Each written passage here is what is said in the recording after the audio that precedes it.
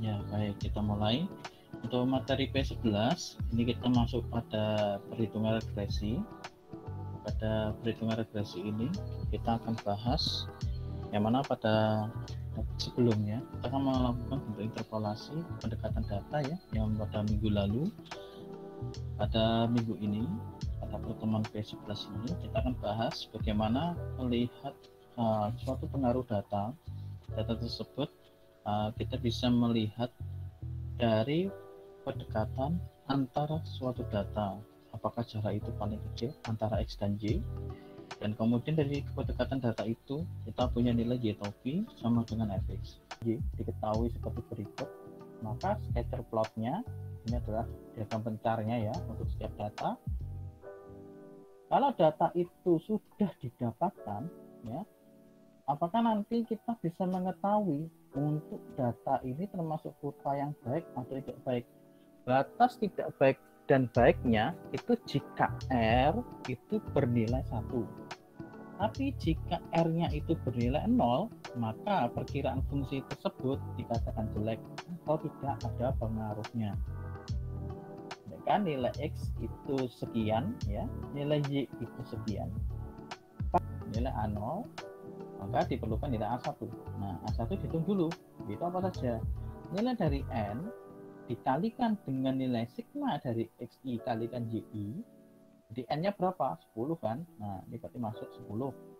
Kemudian nilai dari XI kali YI, sigmanya berapa? Hasil penjumlahannya sudah dikalikan. Nah, ini dia hasilnya 2422. Kemudian dikurangkan dengan nilai sigma XI-nya dan sigma YI-nya. Berarti ini ya, sigma XI dan sigma YI. Kemudian kita akan bagi dengan nilai, nah ini jangan sampai keliru ya dalam bagian ini. Kemudian jika ini sudah, selesaikan terlebih dahulu pembilangnya, selesaikan terlebih dahulu penyebutnya, kemudian dibagikan, maka kita dapat nilai negatif 0,6569. Kita akan kalikan dengan nilai X bar-nya. Kemudian dikurangkan, maka diperoleh 28,5849. Sampai tahap ini, kita bisa menentukan bentuk fungsi dari Y topi. Sehingga nilai Y topi kita akan dapatkan 28,5849 untuk nilai A0 yang sudah dihitung tadi, dijumlahkan dengan nilai A1 dikalikan dengan X bar ya. Nah, tadi kita sudah dapatkan nilai yang di dalam sini, yaitu berarti kita sudah mendapatkan nilai A0 plus A1 untuk nilai dari A0 dan A1 kan itu. Perhatikan bahwa nilai YI dikurangi dengan Y bar. Y barnya ini itu hasilnya dari penghitungan tadi 30 dikurangi 18,6, kemudian 18 dikurangi 18,6 dan seterusnya. Dikategorikan masih cukup baik, masih kategori cukup ya, masih masuk dalam kategori yang dikatakan cukup atau baik data tersebut, jadi tidak terlalu jelek.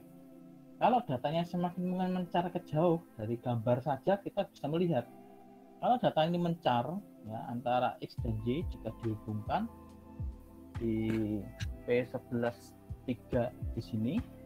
Jadi nanti silahkan mengakses materinya. Saya jelaskan dulu. Sifat data di sini adalah untuk formatnya pakai Excel ya untuk pengerjaannya. Format tugas sudah ada, nanti bisa di-download ya di sini untuk Excel-nya. Kemudian datanya dimasukkan ya, data dimasukkan dari jumlah data yang diketahui XY, XY-nya, X kuadratnya, ada nilai A1, A0, D sama DT, kemudian nilai R. Tuliskan nama, tuliskan NIM, kesimpulan Anda. Penyimpulan di sini karena kasusnya dari permasalahan adalah permasalahan yang faktual atau data nyata yang di lapangan, maka penyimpulan harus menggunakan penyimpulan secara data yang ada di lapangan. Jadi contoh-contoh seperti ini saya berikan ilustrasinya. Nah, apakah ada kedekatan data dari permasalahan yang diambil? jika sampel yang diambil adalah satu kelas. Ya, diambil satu kelas dari ulangan harian matematika dan ulangan harian fisika. Dari 30 siswa, apakah ada hubungan yang terkait antara nilai ulangan harian fisika dengan nilai ulangan harian matematika? Maka jika dilihat dari ulangan harian tersebut, apakah memberikan hubungan ulangan fisika yang tinggi atau sebaliknya itu mempengaruhi nilai ulangan harian matematikanya. Jadi mana yang tertinggi? Apakah matematikanya? Apakah fisikanya? Ini contoh permasalahannya. Ini jika mengambil.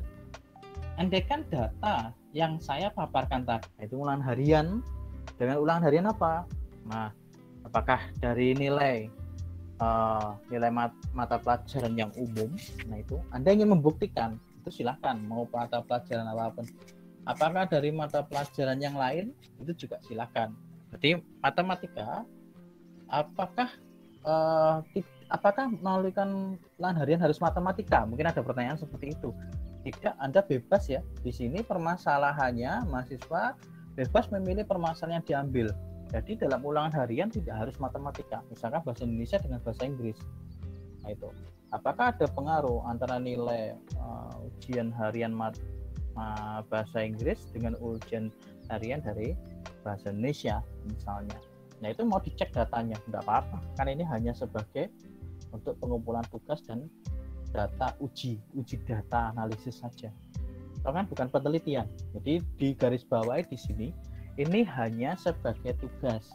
Jadi datanya itu adalah data yang bebas karena hanya sebagai pengumpulan tugas. Nah, data ini tidak terikat ya. Artinya mau kelas berapapun boleh. Misalkan kalian orang tuanya adalah ada yang guru SD. Itu. Saya mau ngambil dari ulangan harian orang tua saya saja, mungkin dari guru SD. Silahkan, tidak dilarang juga. Tidak harus SMP dan SMA. Artinya sangat bebas untuk mengambil data yang di dalam itu. Catatannya di sini adalah data pengambilan data di sini 60 data. Jadi diasumsikan 2 kelas ya. Jadi melihat dari pengaruh dari 2 kelas itu apakah memberikan pengaruh yang sama antara 2 kelas tadi. Jadi sampelnya di sini ini kan tadi sebagai contoh hanya 1 sampel. Nah, dalam tugas ini itu 2 sampel kelas digunakan sekaligus untuk melihat apakah ada kedekatan data antara ulangan harian yang dipergunakan. Baik, kemudian tambahan yang satunya, pada sheet ini silahkan ditambahkan. Jadi ketika melakukan pengerjaan, nanti sudah mau dikumpulkan, maka ini tambahkan 1 sheet. Silakan insert picture ya.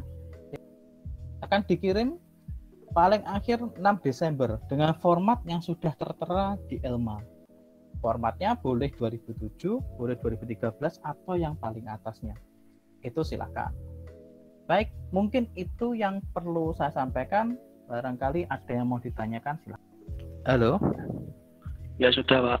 Sudah ya. Ya, jadi kalau kita punya data di sini, misalnya Anda punya kelas ya, satu kelas itu 30 atau 32, 34 ya.